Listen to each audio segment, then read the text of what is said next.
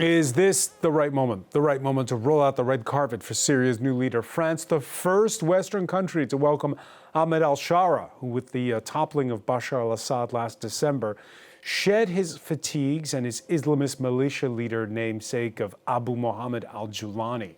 The right moment? Yes, if it's time to fully scrap sanctions and help Syria's economy recover from 14 years of civil war. The new masters of Damascus say they need money and time to make good on their pledge of an inclusive country that protects its myriad of minorities. Already there have been missteps and bloodbaths, the most recent involving sectarian killing between Sunni militiamen and the Druze community, a community present across the borders of Lebanon and Israel, which has carried out bombing raids in Syria in the name of protecting the Druzes. On that score, what message does Emmanuel Macron send to the Israelis when he welcomes Sharaa? And with Paris, there's a history. Syria, a protectorate of France until independence in 1946. And the not-so-distant past, the last Syrian leader welcomed to Paris was Bashar al-Assad as guest of honor on Bastille Day in 2008. With hindsight, not great optics, despite Assad's popularity with French conservative and far-right MPs. What's the right approach to take this time? Today in the France 24 debate, how welcome a guest in the West with us, Syrian academic Nahed Ghazul, researcher at Paris-Nanterre University. Thank you for being with us here in the France 24 debate. Thanks as well to Nadim Houri, Executive Director of the Arab Reform Initiative. Good to see you. Thank you for having me. Miriam Benrad, International Relations Professor at Schiller University. Welcome back to the show. Thank you. And from Washington, Ibrahim Al-Asil, Senior Fellow at the Middle East Institute. Thanks for being with us. Great to be with you. And you can listen to the show. That's right, listen to it wherever podcasts are streamed. Just a reminder. Yeah, Ahmed al-Sharaa, Emmanuel Macron, who are meeting behind closed doors as we speak. Al-Sharaa, who making all the right noises, who earlier in the day met with the whistleblower known as Caesar, the same who smuggled out tens of thousands of pictures depicting the tortured corpses of Assad regime detainees. Earlier, Sharaa and Foreign Minister Assad al-Shaybani sat down with Farid al-Mahdan. He's a former army photographer. Nadim Houri, a good look to sit down with Caesar, Definitely. Who has played a pivotal role in documenting the atrocities under the Assad regime. Look, I think it's a very powerful symbol. I think it's a strong message to people inside Syria. Now, I think, so it's a strong message, but I think what people are really looking to see from Sharaa today is actions. He's been saying a lot of the right things, but he has not necessarily been doing a lot of the right things in the key moments. We know accountability is going to be essential. So he spoke about accountability, but there's been very little accountability in Syria, for instance, for the crimes of the past. And now all eyes on whether there will be accountability for the massacres that occurred in the coast, but also in the fighting that happened with the Druze more recently. Yeah, there's pushback over his own personal past. Some French conservatives and also the far right speaking up ahead of this visit. National Rally leader Marine Le Pen taking to the social medium formerly known as Twitter, expressing shock and consternation to welcome a jihadist who's been with Daesh and al-Qaeda, while the same Islamists who've sowed death among our compatriots in bloody terror attacks, massacre minorities, is a provocation and irresponsible.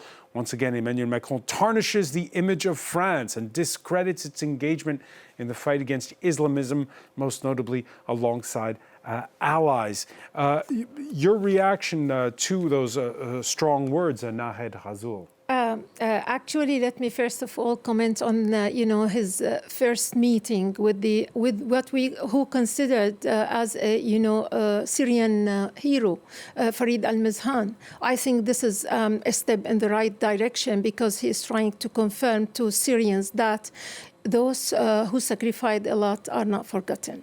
So basically, I think what Marine Le Pen is trying say she's trying to put the stick in the wheels, because we know, everybody knows that she is a strong supporter to Assad.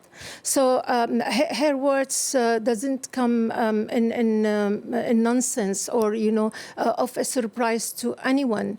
But I believe that now we are in front of a real Syrian leadership, and they want just time to prove themselves.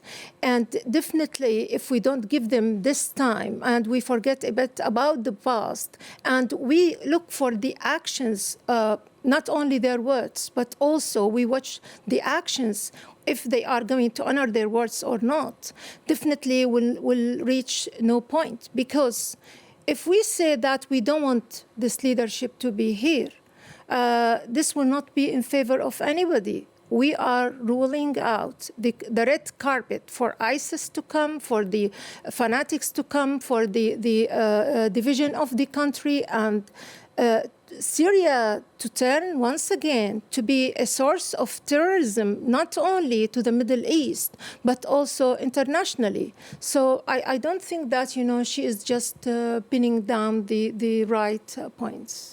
Miriam Benrad, Naed Hazul, employing the same argument that we've heard from the French foreign minister, which is, if you persist in isolating Damascus at this point, you're simply encouraging radicals.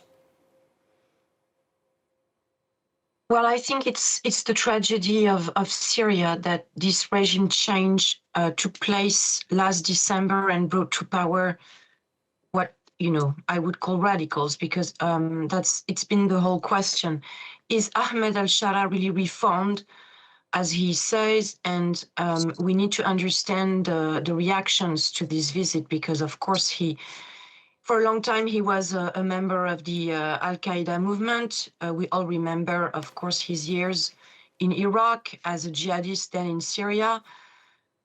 He talks about transitional justice and bringing justice to the Syrians while having been himself involved in the commission of atrocities. So this is a very complex transition that started in December, because it didn't start with the Syrian Democrats, let's be clear. I think the hope of many Syrians was that this regime change would bring, the democratic fringe of the Syrian opposition to power, and this is basically the contrary that happened with HTC that took over. I can understand the argument according to which we should give time to al-Sharaa to show his good faith, that he's really willing to bring good reforms and to the country, that he's willing to engage in a process of virtuous transition. But as you mentioned in your introduction, we are not even 6 months after the establishment of this new power, and we've seen a renewal of sectarian violence. We've seen bloodshed against the Alawite community that is basically targeted collectively for the crimes committed by the former regime. We're seeing clashes between the Druze community and the new power. And I'm saying the new power because we know now that there is a direct responsibility in these atrocities from the so-called interim government or some radicals who are part of this government. So I think that we are beyond, we are reaching the point where, as your first guest said, and I completely agree with this, we can't just now satisfy ourselves with words. We need to see concrete action. And I will finish on this. I see on my part a very clear discrepancy between the promises made and what's really happening in Syria. I'm just going to give you one example. The economic situation is a complete disaster. I have not seen from this interim government any plan, any strategy, even not the beginning of a strategy to try to reform Syria economically and to bring the assurances to the international agencies, to the financial institutions that are the only ones really to able to help Syria. They have not even brought, from what I understood, credible data to those agencies, to those international financiers. So we need to go beyond just the discrepancy. Miriam, just in one word, is Emmanuel Macron right or wrong to welcome al-Sharaa? No, I think that this visit makes sense on a diplomatic level, but to be very clear, it's not going to be enough now to tell the French or to tell anyone else in the international community that they are going to act upon their promises, upon their pledges.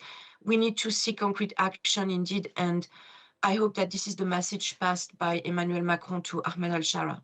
So Ibrahim al-Assil, it's kind of a chicken and egg question.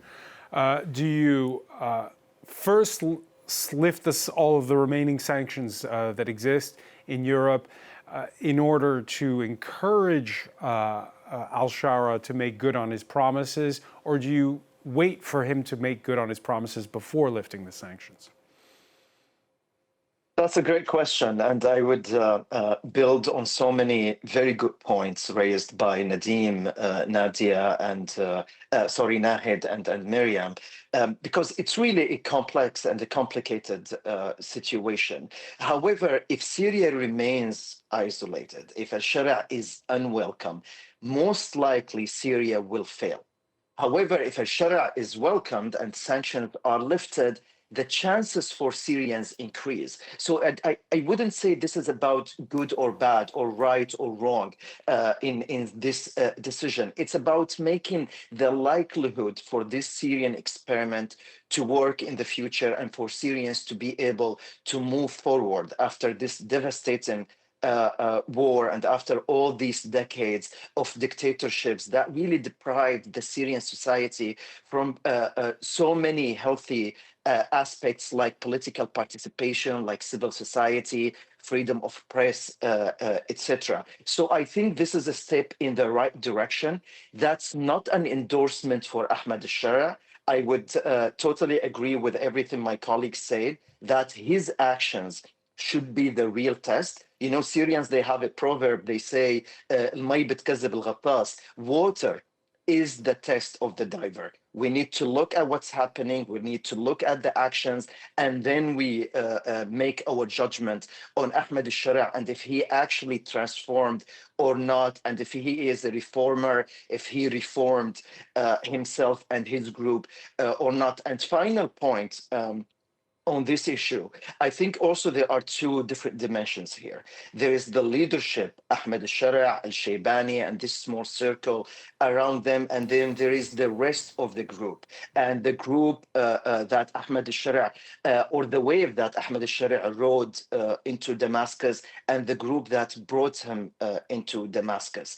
We hear good things from the leadership, from this small circle. However, when we look at the actions of the group and how things are being implemented on the ground, there are so many question marks about their activities and their legitimacy and the violence that keep erupting here and there. It's important in this visit to highlight that Ahmed al-Sharaa is accountable for what this group is doing on the ground. He is currently the interim president of Syria. That means he is ultimately the one who should be held accountable for what's happening in Syria, and he needs to deliver for Syrians by giving all communities inside Syria the safety they need to move forward with their lives. All right, let's look at the latest crisis that's been on his plate. Tensions have gone down a notch after last week's bloodbath in the suburbs of Damascus.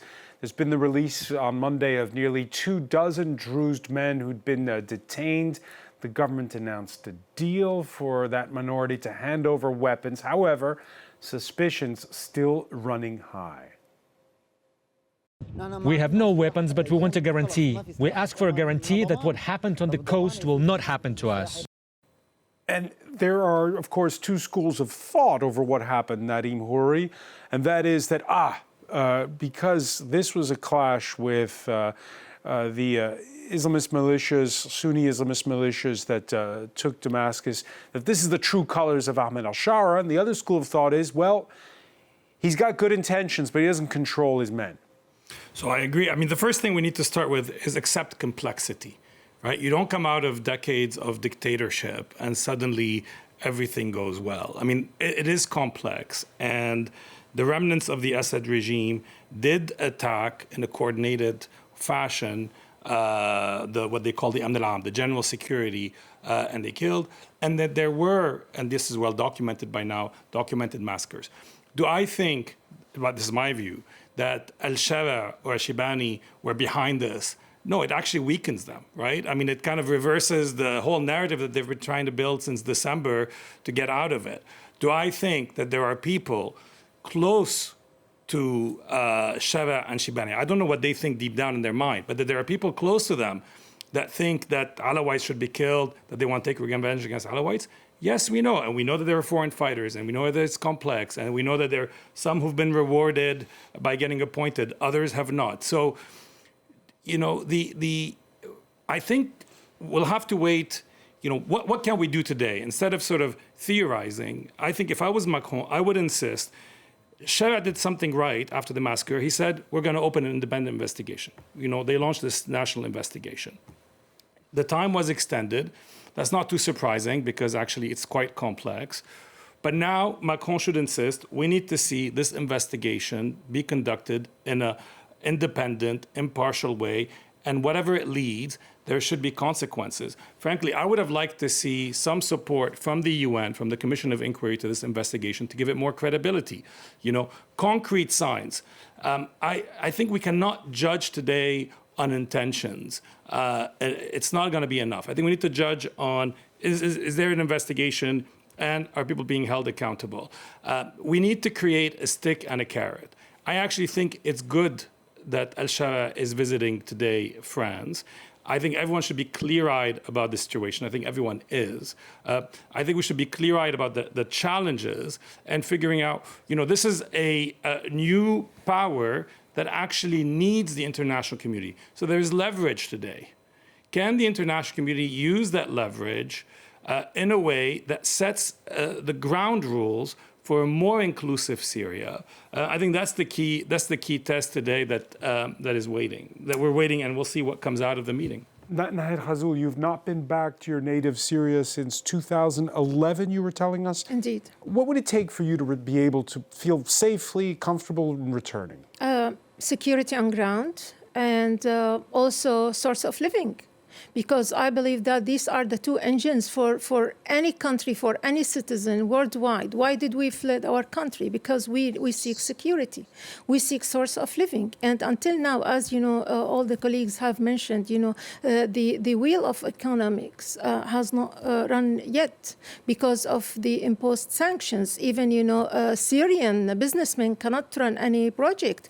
And Assad left Syria below zero on all sects, needless to speak about the health sector. I'm going to interrupt you because we're going to be crossing over now to the French presidential palace and listen in to remarks by French President Emmanuel Macron and Syrian interim leader Ahmed al-Sharaa. Ambassadors, ladies and gentlemen.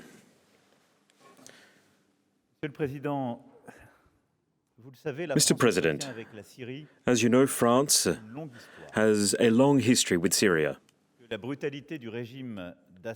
With the brutality under the Assad regime was one that we were not able to break. And the people, since 2011, have expressed a great aspiration when we could see in the graffiti on the walls of cities around Syria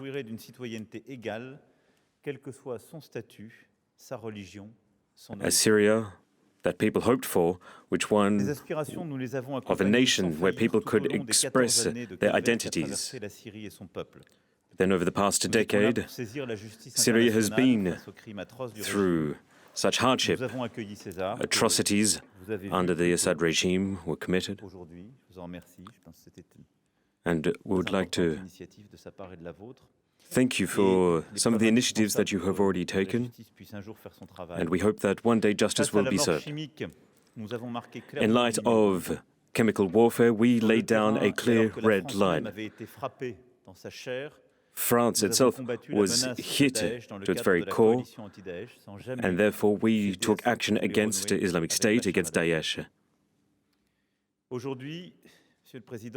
Today, the aspiration of the Syrian people calls us and calls you in particular to take action, and that is why we met today, and that is why you came to France for your first visit to a Western nation. The fall of Bashar al-Assad was a sense of relief for all. It is now up to you to live up to the task of dealing with a rather complex situation, to find the path back to peace and agreement between peoples. Recently, we held a diplomatic conference where you were represented by one of your ministers, and we discussed the future of Syria, one of peace, which needs to account for all parts of its civil society. People we want to hear from, equal rights, rights to a better life for all Syrian people. This is the sort of Syria that France wishes to see. Thoughts go out to Hassan Abbas, Omar Aziz, and many others who fought bravely for the future. As of the 8th of December, this is the message that we sent out quite clearly. The Foreign Affairs Minister, Jean-Noël Barrot, was the first Western leader, along with German counterparts, to visit to Damascus. Then on the 13th of February, with the international conference that I just mentioned, was an opportunity to lay down the key objectives for international support for the transition. I am fully aware that in recent times there have been rises in violence between Druze communities. This follows on from what took place in March on the Syrian coastlines, where 1,600 people, predominantly Alawite men and women, were murdered. Dramatic events that I spoke of with President al-Sharaa. And that is why I reiterate the importance to protect all Syrian people, no matter what their background, religion, belief, or political backing may be. The perpetrators of these crimes will be taken to justice, and this is perfectly in line with the statements that were made just a few weeks ago. France is welcoming you here today, but we are not here to give lessons to anyone. That is not the form of diplomacy that we have driven, nor do we fully understand the intricacies of the situation in which you are.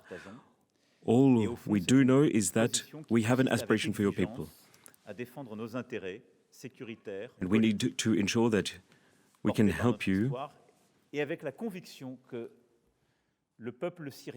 And we need to ensure that the Syrian people in Syria feel safe, but it is important for the security of your country, of the region, but also for our security.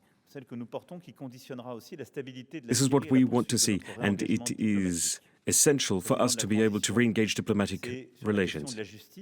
This notion of justice so that those perpetrators of the massacres against the Alawite peoples and others will be taken to justice through independent proceedings.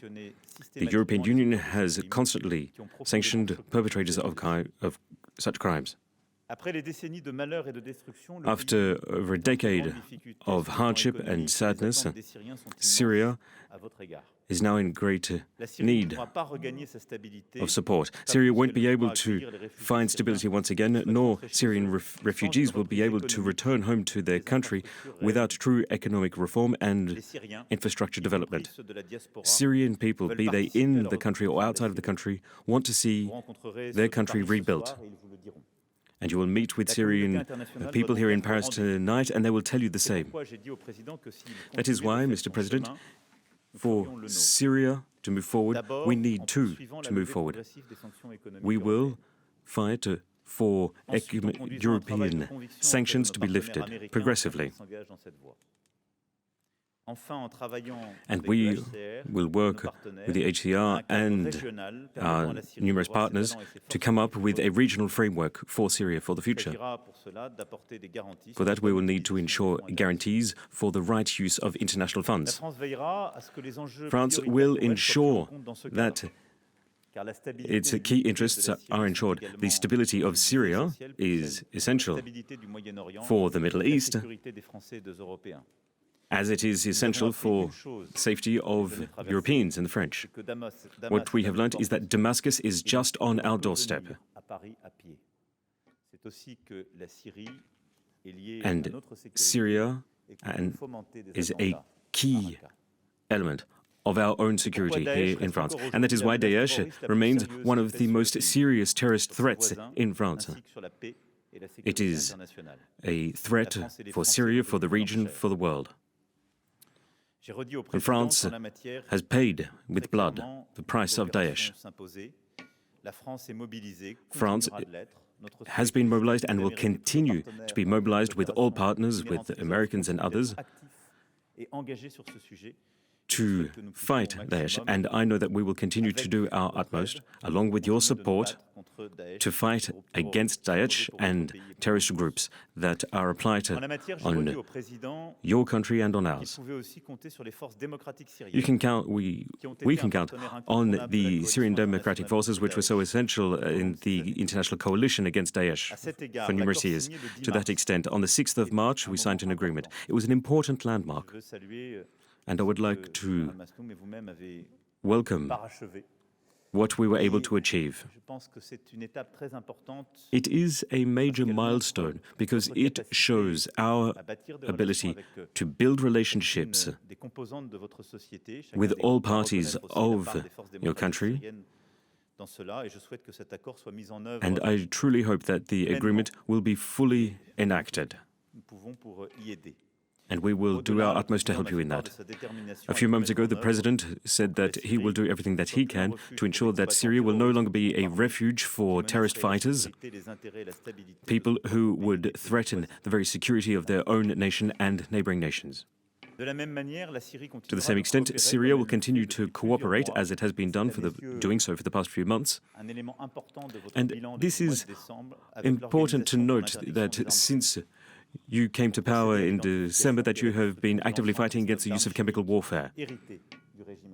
Chemical warfare, which is part of the legacy left by the Assad regime. And along with neighboring countries, we have seen that there has been a considerable drop in the production of Captagon, which, as we know, was one of the prime funding mechanisms for the regime. And you have upheld your promises to continue to fight against that.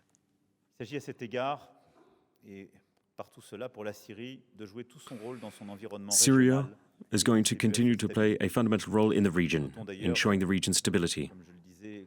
And as I was saying just a few seconds ago, improving the situation between Syria and Lebanon on its border, and we spoke about this together. President al-Sharaa has said publicly on multiple occasions that he wants to ensure good relations with its neighbors, with its neighboring nations.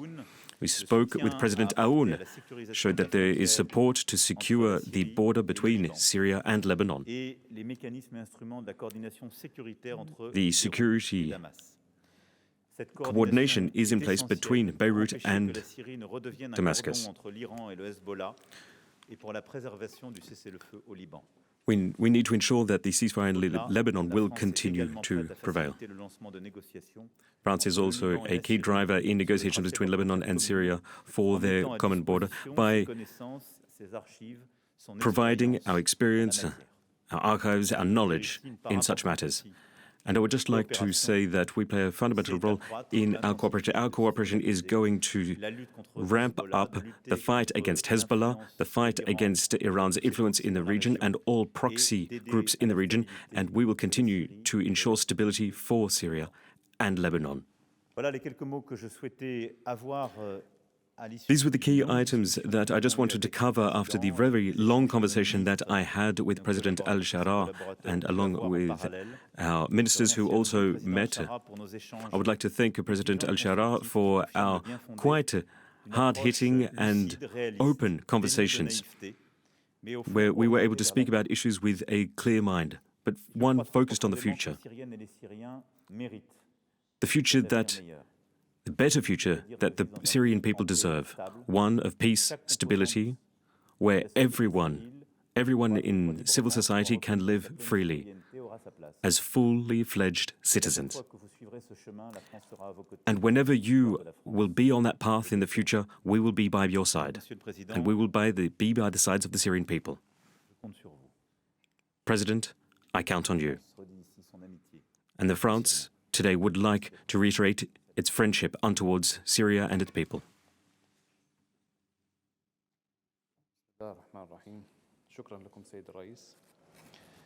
Mr. President, thank you very much. I would like to thank the President and the French people for welcoming the Syrian refugees on its soil during the numerous years of war. I would like to thank France also for welcoming them with such open arms. I would also like to thank the French President, President Macron, for extending an open invitation to me today. This is not just a diplomatic visit. This is an acknowledgement of the fact that the Syrian people have been able to fully exercise their right of self-determination. Syria, over the past decade, has become synonymous with explosive barrels, chemical warfare, war, destruction. When the Syrian people in 2011 rose up against the Assad regime, we did not think that our revolution would have gone through all of those stages, nor that the Syrian people would have been subject to the most horrific events imaginable. We could not have imagined that the regime would have carried out such atrocious activities. This is an acknowledgement of what the Syrian people have traversed. But the Syrian people, it is a story of people who refused being annihilated. They did not give in to fear and terror. And the Syrian people continue to live both in Syrian borders and around the world. Syrian people around the world, they are living in new countries, new homes, learning new languages, new skills, anything that they can do to bring their country out of the darkness, despite the tight grip that the former regime once had on its people and on the nation. Despite the harsh gaze that the rest of the world had on Syria, the Syrian people have never lost sight of their own humanity. And France remained a friend of the Syrian people right since the beginning of the revolution. France refused to work with the Syrian regime. France was one of the first countries to open up its diplomatic avenues. France was one of the first European nations to acknowledge our political position. You invested in political and humanitarian aid. You also assisted us in certain cases where no other nation was there. You acknowledged the suffering of the Syrian people, and we would like to just acknowledge that today. And thank you for your support. France is a nation with a vision, an idea of what a modern state can be. You understand the importance of the rule of law in other nations. And today, ladies and gentlemen, I spoke with President Macron, and we spoke about how we can now move forward together, France and Syria hand in hand, finding common ground. As the President just said, we are looking for further cooperation in terms of security to rebuild our nation for development, but also for justice and for holding people accountable, because that is important for the stability of Syria, the region, and the world. France is still facing considerable security threats, and we are continuing to tackle them.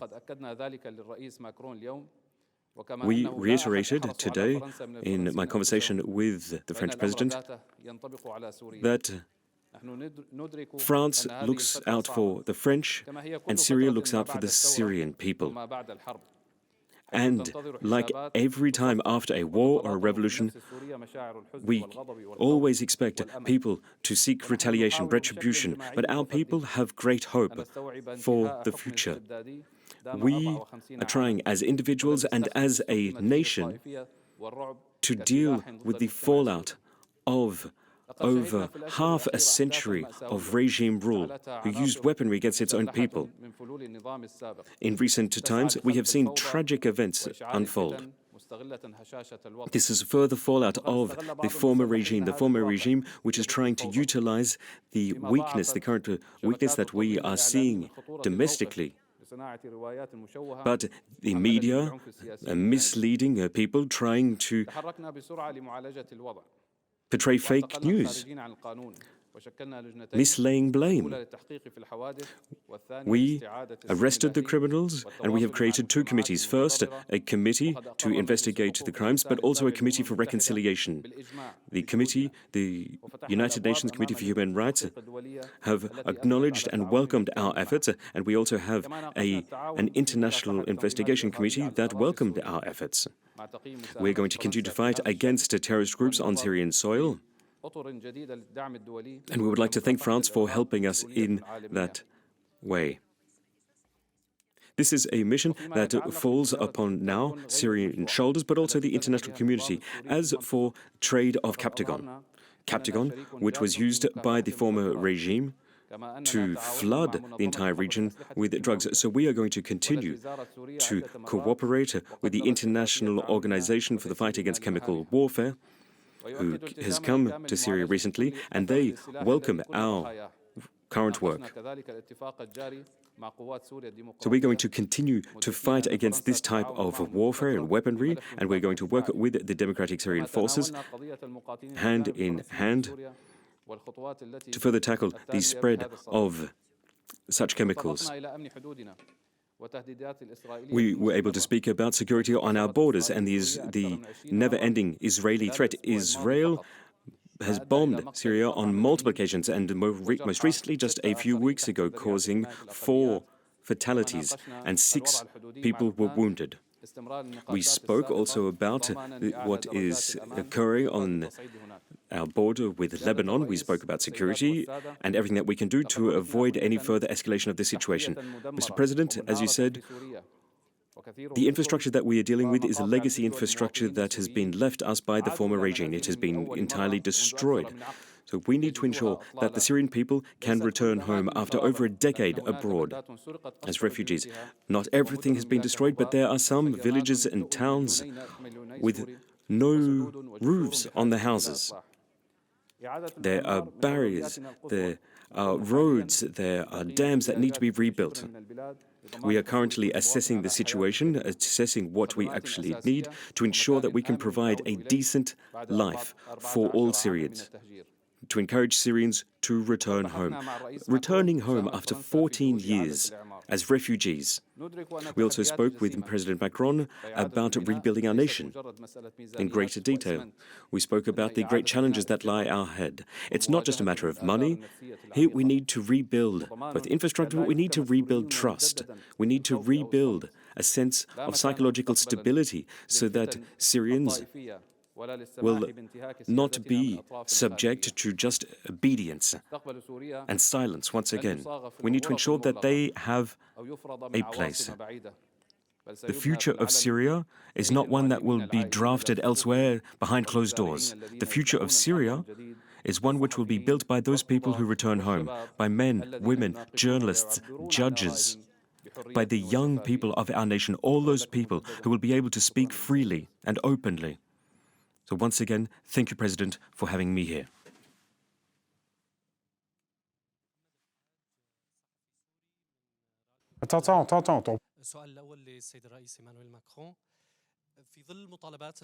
A first question for President Macron. President. All right, we're listening there to the French President Emmanuel Macron in the company of Ahmed al-Sharaa, the interim president of Syria. Macron, who talked about how sanctions would be lifted progressively. He's urging that sanctions be lifted progressively, EU sanctions on Israel, and that he would lobby the United States to also follow suit in this regard. Ibrahim Al-Assil, your reaction to that? It's not right now, but it's a promise that he dangled?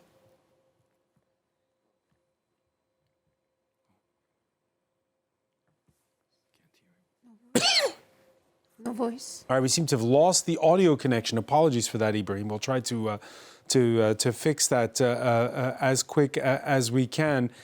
Oh, go ahead, Ibrahim. It's fixed. Ibrahim Al-Assil, your reaction to that? The issue of sanctions is extremely important. It's the only way to rebuild the Syrian middle class. Syrians, 90% of Syrians are below the poverty line currently, with all the destruction and the displacement of millions we're talking about. Allowing Syrians to rebuild their own country is a way to help them politically too, to go back and challenge any type of governments that's governing Syria. But if we actually sentence them to always live in poverty and live in destruction, we are sentencing this country and this experiment to fail. So I appreciate the approach of the French president. He said we will help, but also we will watch and we will see and we will assess what the Syrian government is doing, and we will try to help. And I think that's a great way, and I think that shows a good example of French leadership on the international scene. Nadim Houri, your thoughts on the oratory skills of Mr. al-Sharaa? No, look, I think al-Sharaa is very clear in what he wants. He's actually been consistent. He actually runs a pretty sophisticated communication operation. We saw those images of him playing basketball that he posted on social media. Even after December, he was meeting a lot of the younger influencers and so forth. He's definitely he understands the new codes of communication, presenting a different image, and he's been successful in that. I think here specifically, he did appear very presidential. He was speaking clearly to Syrians as well, because I think he's playing on two registers, right? This is not an old regime. I mean, he has a lot of internal challenges and internal threats. So he's trying to project himself as sort of the new president, both for the inside, but also using the Elysee to project to the outside. And I think so far from the exercise, that seems to be successful. I heard from Macron what I was expecting to hear from both of them. I wish there had been a bit more specifics on things like accountability. I would have loved to see maybe more cooperation to build up the Syrian judiciary, something a bit more tangible when it comes to that. But I think they've said a lot of the right things. The one thing that I thought was also missing, however, is a timeline. But maybe that's understandable given the context. But it would be nice to know that we're not just punting to the future, be it on the lifting of sanctions or be it on things that al-Sharaa and others would have committed to. But there should be some roadmap for the coming weeks and months for people to feel there is progress. What kind of a timeline would you like to see, Miriam Ben-Rad? Well, first of all, I would like to react to what I heard. I'm not satisfied on my side because I thought that listening to the remarks made by al-Sharaa, we are staying in this sequence of promises and good intentions. I have not heard not even one word on the political calendar. And yes, this is a priority. There are two priorities, of course, the sanctions, the economic situation, which is disastrous, but also the definition of a clear political calendar with a clear timing for elections, a clear timing for the drafting of a new constitution. What we have seen so far is not what I call a satisfactory permanent constitution, but the imposition on the Syrians of the idea that al-Sharaa has about Syria, and this is clearly not going in the direction of a democratic, so-called inclusive system. So I'm sorry, but what I've heard tonight, in my view, is not very satisfactory. I'm looking forward to hearing the answers to the questions because in general, the statement, in my view, remained very generic and quite empty in terms of substance. All right, we're out of time, Nahed Hazul. So just in one word, do you share this sort of frustration, this dissatisfaction with those linear statements? Not really. I'm really quite confident and satisfied of what the president has said, because at the moment he has only promises. He is not given enough time to do real things on ground. And, we are going just to watch to see whether his actions or his words are honored by actions. Nahid Hazula, I want to thank you so much. I want to thank Nadim Houri, Miriam Benrad. I also want to thank Ibrahim Al-Assil for being with us from Washington. Thank you for being with us here in the France 24 debate. Thank you very much.